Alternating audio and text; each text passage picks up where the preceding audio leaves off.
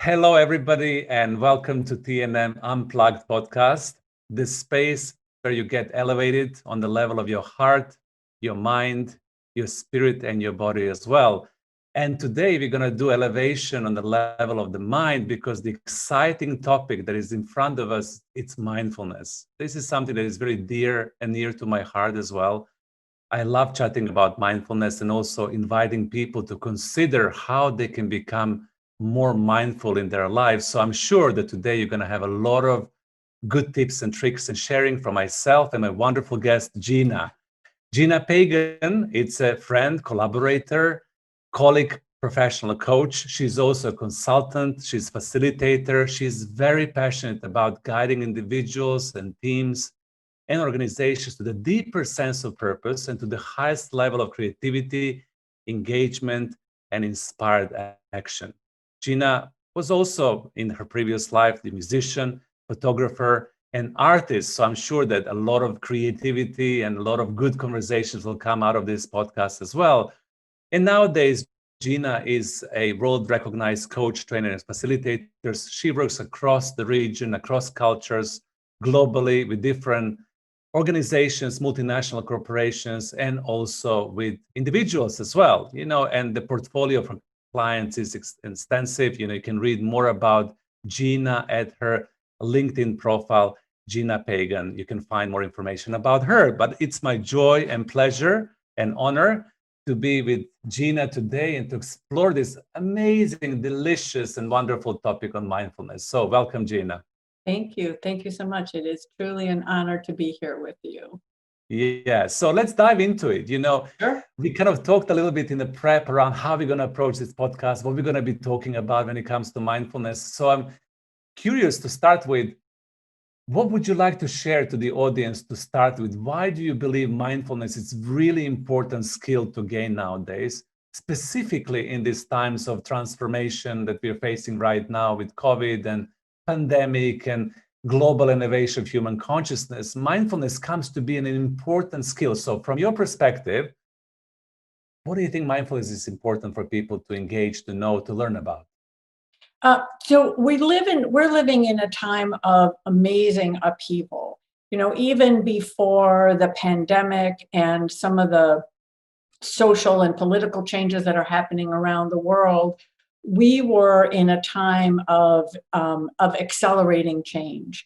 And the ability to navigate through that with a certain level of grace and ease, to be able to operate in a place where we're not constantly in a state of overwhelm with everything that's coming at us. Mindfulness can be a really powerful tool to allow us to manage through the world, and really to take that perspective that we are the architects of our own lives, that we are not living in reaction to the things that are happening to us, but that we really have the space to be thoughtful, to be intentional, and to be able to be a choice about those things that are most important to us, really. And I love that, being a choice, being thoughtful, being present enough to proactively create your reality, so to say, and being able to do whatever we need to be doing, to not to be in this responsive, reactive modality, but to really be present to life. Yeah, right. Interesting. And I think one of the things when I'm talking about mindfulness, one of the things that I often like to start with is I think many people have the perception that mindfulness is about sitting on a cushion for hours a day, or having some really deep practice of meditation, which it can be, but it's also something that we all practice all the time, although we may not even be aware of it. So if you can imagine a moment when you've been captivated by the beauty of nature, or been carried away by a song, or gotten lost in something that you're doing because you're so fully engaged in it. Those are all moments of mindfulness. And so it's really something that is available to all of us all the time. And a lot of the work that I do is about connecting people to what they're already doing and really helping them to enhance those skills that in fact we all already have. Yeah, and I love your very practical approach to this and normalizing it to our audience as well, that we are actually mindful most of the time without even being aware that we are Right. mindful in our life, and remembering that those moments or becoming aware of those moments is something that it's like a gateway for us to become intentionally and consciously mindful, correct? Yes, absolutely. And there's so many ways that we can practice mindfulness Mhm. um, beyond formal meditation, which, as you know, as I said, it is a real and meaningful practice. But Yes. there's so many ways that we can engage with it really in every moment of our lives. So, for example, you know, I'm lucky enough to live in a walkable neighborhood. I Right. can walk to the store to get, you know, almost anything that I want. And I'll sometimes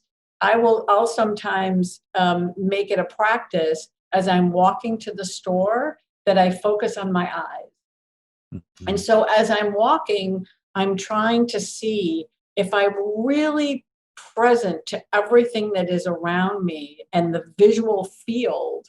What Mhm. can I notice? How many things can I see? And I'm always amazed at how much I notice that I normally miss because I'm in that constant state of busy mind and just my mind is everywhere. And so Mhm. even something as simple as, you know, a trip to the store can be a really profound part of your practice. Yeah. I love that. And it also creates that level of intention and also attention as you're walking to Yes. that store, as you're being 100% present in your reality to widen up your perspective and to be present to what is in front of you. And you Yes. mentioned that sometimes we don't do this because our mind is too busy, too quick, too cluttered with the thoughts and to-do lists and responsibilities and whatever it's ahead of us in our busy lives.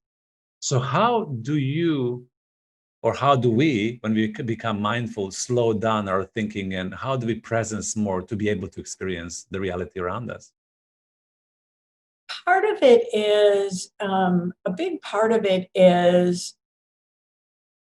setting the intention for yourself Hmm. to take moments during the course of the day to just Hmm. stop. Because mindfulness, the essence of it is in, as you mentioned, it's in that process of being fully present.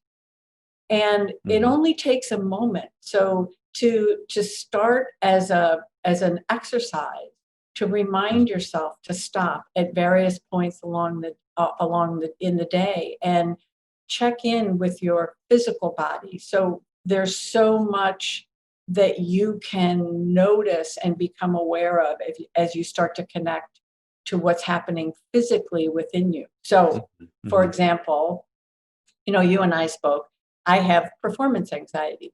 So right now I can feel there's a certain tension in my chest. There are some butterflies in my stomach. I Hmm. imagine if you measured, you would see that my palms were a little sweaty. So becoming aware, starting to notice when those responses are happening, and then being able to stop and slow down and really pay attention and being with whatever is in that moment Hmm. and being able to really accept all of what's happening within us. So for me, and I think, you know, in mindfulness practice, it's partly about awareness, it's also about acceptance. Hmm. Like, oh, look, there's this feeling. It's Hmm. not a good feeling. It's not a Yeah. bad feeling. It's not a right feeling. It's not a wrong feeling. It's just a feeling. So there it is. How interesting. And so being able to have some curiosity with yourself. But Hmm. it all starts in that little space between. You know, there's a Hmm. stimulus, there's a response, and there's a space between. And the more you're able to access that space, That's Mm-hmm. the place where you can stop and say, okay, what really matters here? Mm-hmm. What's important, or what's happening, or what am I noticing about, about myself, about the world? And that's the starting point. Yeah. So for me, it really makes my heart sing when you talked about this space between and that stillness and also that silence and taking the pause or stopping, basically connecting to your Mhm. breath, being able to witness that. And also, what I'm curious about is once when you are in that space and you do accept that emotion, what happens then when you're in that full space of acceptance? So I feel this, I accept this, I recognize this inside of myself. What happens next?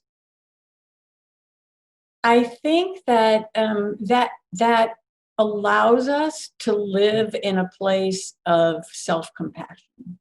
Mm-hmm. And that place of self-compassion becomes a place for growth.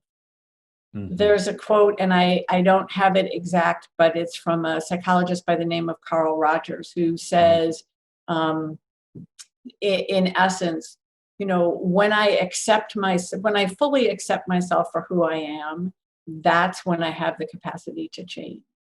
Mm-hmm. And so that level of self-compassion is really a profound, expression for, or a profound way for us to be able to gain a certain level of strength to then move out and grow and become, the best versions of ourselves. Absolutely, to transform that feeling as well. And I love that you're bringing it to that level of depth, because now we're deeply into exploration and conversation, that compassion and self-love to this full acceptance and acknowledgement, from my perspective, also is leading towards you being able to alchemize, to transform, to elevate that feeling, or to learn from it. Maybe it's a teacher, maybe it's a moment when you have an aha moment by saying, okay, wow, I've never noticed this about myself, but now I see it, I accept it, I love it, I embrace it in myself, and therefore I can move on and evolve as a result of that presence. Yeah, I'd like to say that I've gotten to a place where I love it. I can't, I'm not quite there yet, Yeah. of fully saying, oh, I love the fact that, I'm feeling jealous in this moment. I'm not. Yeah. But part of it for me is recognizing that what I'm experiencing is my own humanity, Mm-hmm. and being able to connect to that within myself also allows me to connect to the humanity in others, because the Mm-hmm. other thing that's available to us in that space between is Mm-hmm. a relationship with our heart. Mm-hmm. Right, and that space between that, and being able to really connect, and that's a big part of some of the trainings that I do, is about head, heart, and hands. It's about the cognitive, it's about the relational, and Mm-hmm. about the action, the things that we do. But being able to really connect to our hearts is what gives us the capacity to then be in the world in a compassionate way. Mm-hmm. And I think that more than ever, we are all called to be able to be relational and to be in the world, in that, from that space of connection to the heart and connection to the Mhm. compassion to ourselves and then to other human beings. And I also love what you shared, that it humanizes us. Once when we get into that space, we are all human beings with this journey ahead of us, and we all feel the same, and we all have the same challenges, same issues. There are different variations of them, but the humanity in general is in that space. So that compassion to yourself then also widens compassion to others, and our ability to understand others in a deeper way. Yeah. Yeah. I Hmm. mean, I'll out myself and say that one of my great gifts Hmm. is the capacity to understand and assess and evaluate, and I see a lot. Hmm. The shadow side of that gift is that I can be incredibly judgmental. And Mm-hmm. so I recognize that, and I really believe that all of our gifts have a light and a shadow side to them. And Mm-hmm. so that ability for me to connect to my heart Mm-hmm. allows me to manage, to be able to see what I see and still recognize the common bonds that I have with other people, the common humanity, what I share. Mm-hmm. And to go deeper, really to go to that very essential human level, that what we all want in this life is, an opportunity to feel like we're a part of something that matters, and a sense of love and belonging, and a sense of purpose. Mm-hmm. And Mm-hmm. so again, mindfulness is my way of being able to quiet some of the noise and really connect to my heart. It keeps me out of that. It keeps me out of that place of Yeah. excessive judgment. But great example, because a lot of our audience as well, when they're listening, they're thinking about themselves and who they are and what they are. And I am completely with you that each gift, a profound gift of being able to sense, also carries the shadow aspects of itself. So you need to balance both, and Right. you need to integrate them somehow in your heart, and both can become a teacher. So the part of the awareness is also being aware of your shadow. Wonderful, lovely. Mm. So for the people who would love to start practicing mindfulness, and for the people who are not new but have heard about mindfulness in the past, it's they know that it exists, but they never actually had time to Mhm. dive into it, or to pause, or to stop.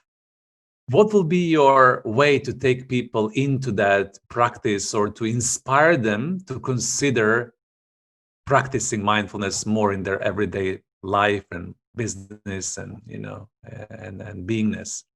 I start with, it actually doesn't take a lot of time, and Mm-hmm. so part of it is about a commitment, Mm-hmm. and recognizing and making a commitment that this is something that's important.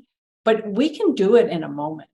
It can be, I'm walking into a meeting, or I'm getting ready to get on a Zoom call, and I stop and I take a moment and I breathe and I center myself. It can Mm-hmm. be part of our practice as we're walking to the store.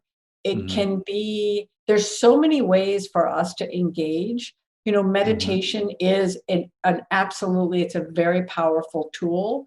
But we Mm-hmm. can practice mindfulness while we're exercising, while we're listening to music, while we're creating a piece of art.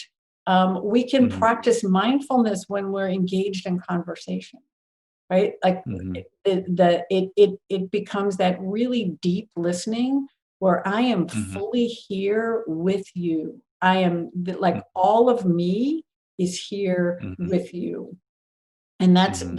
that's a form of mindfulness practice. So it's a reminder to slow down and to breathe. Using our breath is, it's a powerful way to keep us centered and Mm-hmm. grounded, and to help to slow that busy mind. I am a um, I'm a victim isn't the right word, but I've lived most of my life with a very busy mind. Okay. It's a challenge a lot. Yes. So it becomes about finding those moments during the course of the day when you can really pay attention. Yeah, I can share the same thing like you. Most of the time I'm also busy in my cognitive function. My mind is overextended. Not Mhm. only because I want to, I also think that our society is wired in that way. When you're active in business, in life, in work, and you have millions of emails, social media messages, interactions with people on a global level, of course, your mind gets overstimulated. And Right. one of the reasons why we really want people to consider mindfulness, to start practicing mindfulness, is to help them be more of themselves, to create that stillness and silence so that they can recenter, rebalance, refocus, and be able to quiet that mind, to Right. be more present in the moment, declutter. And you mentioned stimulation. If you think about sometimes I have these moments where I can, I'm noticing how busy my mind is. Mm-hmm. And I'll stop and I'll remind myself that we live in a world that is Mm-hmm. constant, not just a stimulation, but so many different forms of stimulation all the time. Mm-hmm. And being able to navigate that, and for me, I feel like it's really important to stay connected. I want to know what's happening in the world. I want to know what's going on politically and socially and in my work, in my business, and so many aspects of my life. But maintaining that connection also means that I'm always, taking in those stimuli. And so Mm-hmm. it becomes doubly important, triply important to find ways to slow down and Mm-hmm. unplug for a moment. That's it. And it also goes to neurological functionality of the body. When we step into the parasympathetic nervous system and through the Yes. breath, we relax our nervous system and we let go of sympathetic nervous system of continuous stimulation. And I think a lot of us, in this day and of age, we feel that we are overstimulated. And that's the reason why, once again, mindfulness practices become super important Right. for all of us. So, and it rewires our brain, being able to connect to our heart, connect to compassion, rewires those channels in our brain. So it goes beyond this moment and really can be a way of restructuring the way that we think and the way that we operate. and does it happen by itself when we connect to that level of compassion in our heart and we are fully present in the moment, in the space of stillness and silence and connected to our compassion? Do you feel that our brain is recalibrating by itself and rewiring by itself, or do we need to do anything further than just being mindful? I think there's an expression, that which fires together wires together. So I Mhm. do think that if we really want to recalibrate our brains, there it is, giving our brains, so having, for example, a guided meditation on compassion that really invites us to step into that space on a regular basis.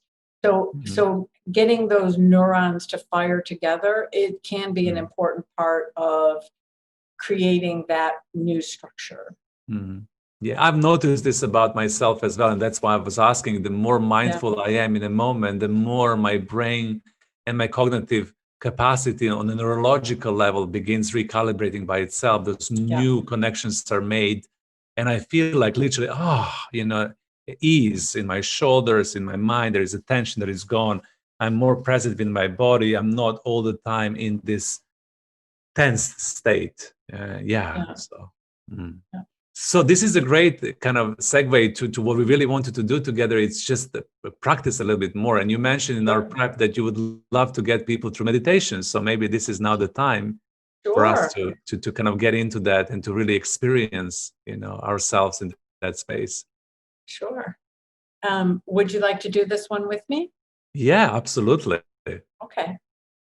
Um, so this is a very short meditation. It's something that I use on a regular basis. Sometimes I even just use bits of it or moments of it, and Mhm. it's a piece that you can do for yourself at any point at any time during the day. Mhm. So if you would begin in a comfortable position,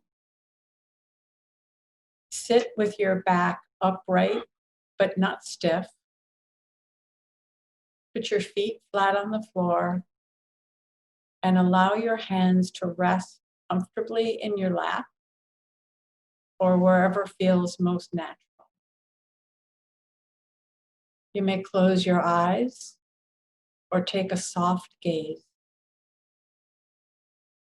Begin with a series of cleansing breaths, noticing the sensation of the in-breath, the sensation of the out-breath, and the spaces in between. As you continue to breathe, allow your mind to empty what it no longer needs to hold on to.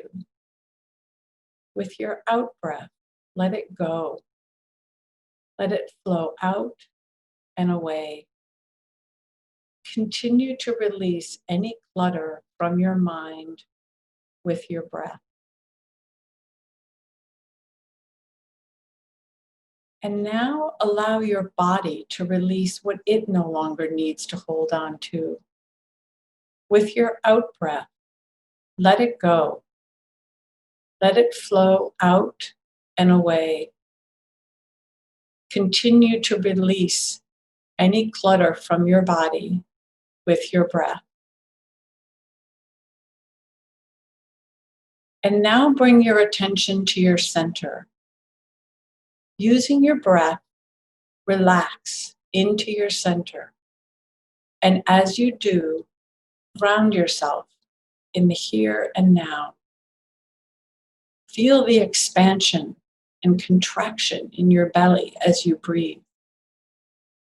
And as you do, allow yourself the luxury of simply resting your awareness in the present moment. There is nothing that needs to be done. There is nothing that needs to be said. There is only being.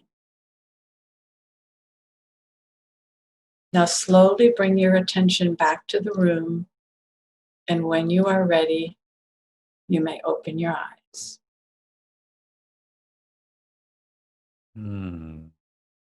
Wow. How was that?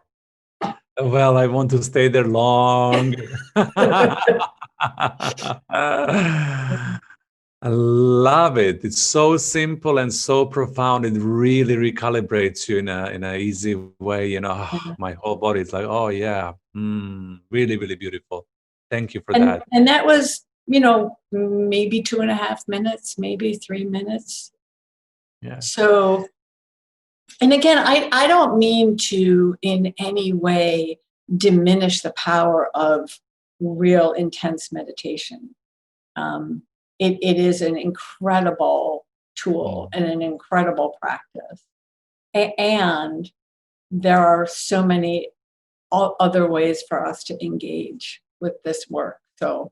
Oh yeah. I mean, for me in my coaching work with the busy executives and people around the world, they actually literally do not have time, or they don't want to create time. So when you offer something like this, when people can recalibrate, center, connect to themselves in 2.5 minutes, this is exactly what people need at this moment in time. And I value these practices a lot. I mean, of course, as you said, we can go into the deeper space of meditating and unfolding ourselves in that capacity. But this easy things and easy meditations are really valuable for everybody. So thank you for that. So I know, Gina, that you're also going to be offering a masterclass in mindfulness coming up really soon in November. So I just wanted to ask you a few bits and pieces about that, if that's okay for the audience to know, because some of the people who are listening to this, they want to sign up, they want to go deeper into the exploration of mindfulness. So what would you share about the class? What do you think it's the biggest benefit of being there, and certain few bits and pieces you would like to mention for people who are interested to sign up?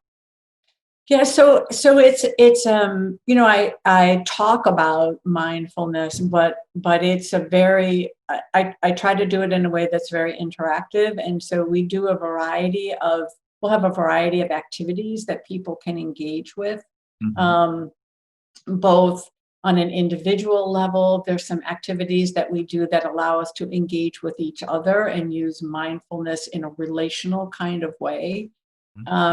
And so for me, it's really all about allowing people to touch it and feel it and try it on and play with it, and looking at different modalities and different forms or different kinds of exercises, so that people have an opportunity to say,